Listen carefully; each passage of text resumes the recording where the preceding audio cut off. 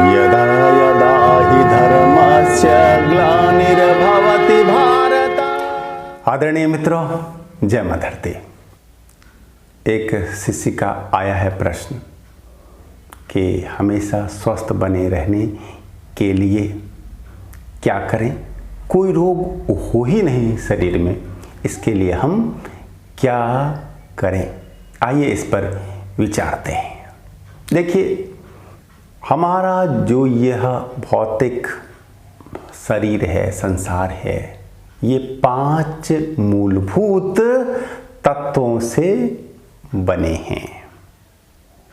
आकाश, वायु, अग्नि, जल और पृथ्वी तत्व।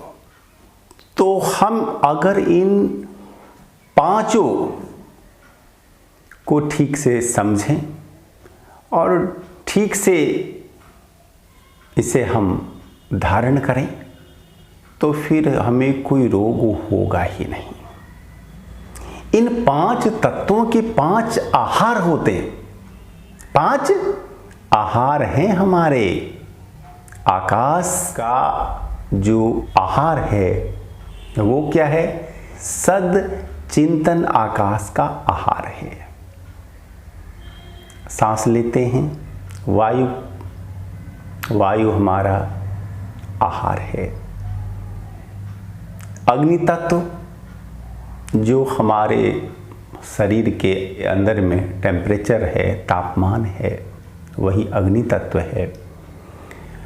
और वह सही रहे, ज़्यादा न हो जाए या कम न हो जाए, इसका भी हमें विचार ख्याल रखना पड़ता है। इसके लिए हम सही ताप की चीज़ों को लेते हैं, सही ताप में रहते हैं, धूप का सम्यक सेवन करते हैं। जल तत्व भी आवश्यक है। शरीर में जो सामंजस्य है, शरीर के अंगों में जो सामंजस्य है, सहकार है, यह जल तत्व के ही कारण से होता है। तो जल की सही मात्रा हमारे शरीर में रहे, यह भी आवश्यक है।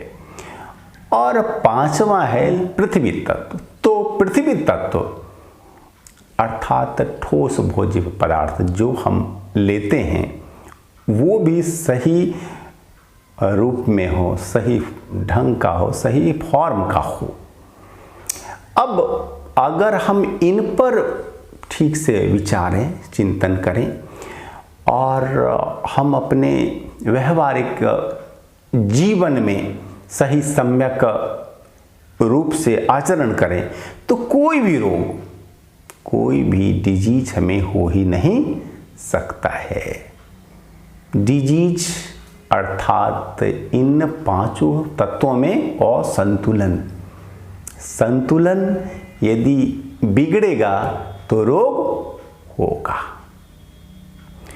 तो हम इन 5 तत्वों का ध्यान रखें और इन 5 के 5 आहार हैं उनका भी हम ध्यान रखें, तो फिर हमें कोई रोग नहीं होगा। आइए इसे और थोड़ा विस्तार से समझते हैं।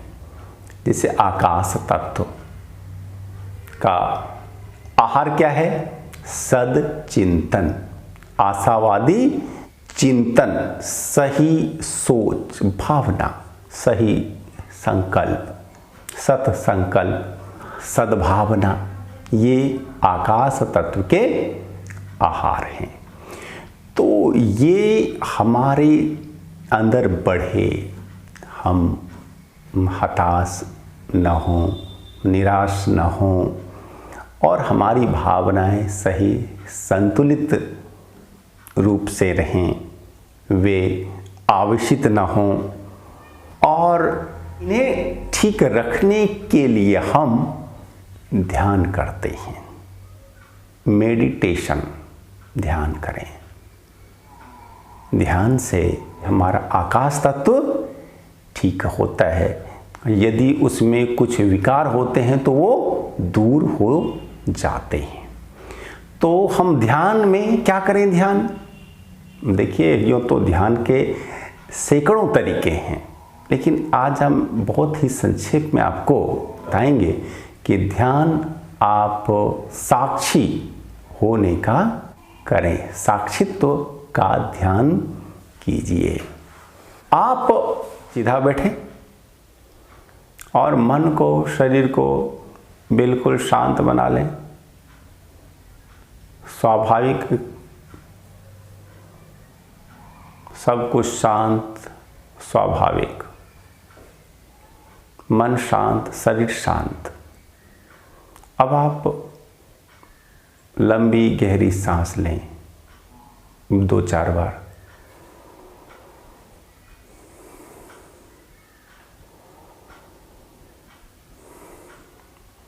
आंखें बंद कर लें और आती जाती सांस को अनुभव कीजिए, साक्षी रूप में अनुभव। सांस आती है, सांस जाती है।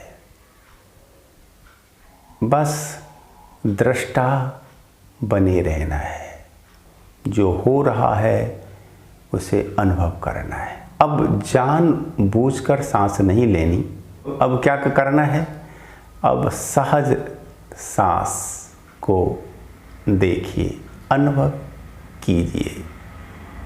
आती जाती सांस, जो भी आपके शरीर में हलचल हो रही है उसे अनुभव कीजिए। सांस आई, सांस गई, धड़कन धड़क रही है, रक्त संचरण हो रहा है, मच्छर ने काटा, कहीं पर खाज हुई, जो भी हुआ सबको केवल अनुभव कीजिए, जानिए। कोई रिएक्शन नहीं करना, रिएक्ट नहीं, आप जानने वाले हैं, अनुभव करने वाले हैं। आप साक्षी हैं, दृष्टा हैं, भोक्ता नहीं और कर्ता भी नहीं हैं। कुछ देर तक इसी तरह से साक्षी भाव में, दृष्टा भाव में रहिए। इससे आपके अंदर में आकाश तत्व की अभिवृद्धि होगी। इससे और बहुत विस्तार से किसी दूसरे वीडियो में आपको समझाएंगे। अब हम दूसरे तत्व की चर्चा करते हैं। दूसरा है वायु तत्व। वायु हम सम्यक रूप से लें। आमतौर पर हम लोग बहुत ही जो है उथली सांस लिया करते हैं, बहुत ही छोटी सांस लिया करते हैं।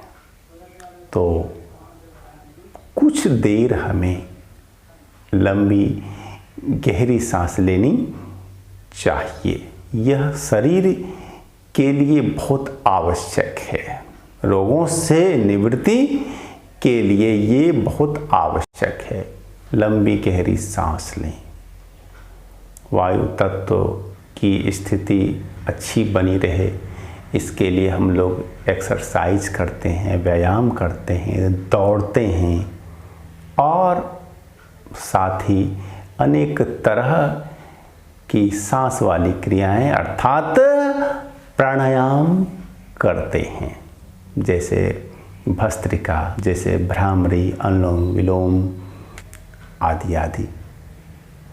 तो हमें रोज ही कुछ देर एक्सरसाइज, आसन और जो है और करना चाहिए। प्राणायाम जो भी आपको आता हो, यदि नहीं आते हैं तो आप हमारा वीडियो देखेंगे, उससे सीखेंगे।